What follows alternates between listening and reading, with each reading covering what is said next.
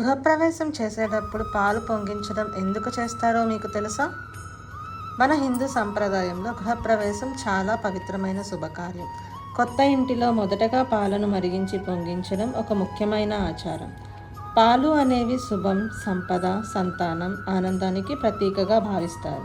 పాలు పొంగడం అంటే మన ఇంట్లో ధనం, ధాన్యం, ఆనందం ఇలా అన్నీ ఎప్పటికీ పెరుగుతూ ఉండాలని సూచిస్తుంది.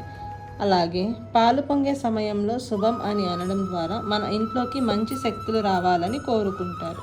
ఇది ఒక విధంగా లక్ష్మీదేవిని ఆహ్వానించడం లాంటిది. ఎందుకంటే లక్ష్మీదేవి పుట్టింది పాల సముద్రంలోనే కదా. అలాగే లక్ష్మీనారాయణ నివాసమైన పాల సముద్రంలో సహజీవనం, సామరస్యం, సంతోషం వంటివి తరంగాలు.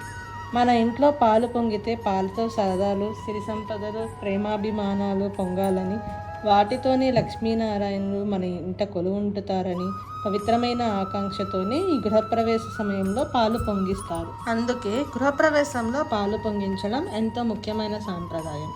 ఇలాంటి మరిన్ని ఆధ్యాత్మిక విషయాల కోసం మా దుర్గా తెలుగు టీవీని ఫాలో అవ్వండి.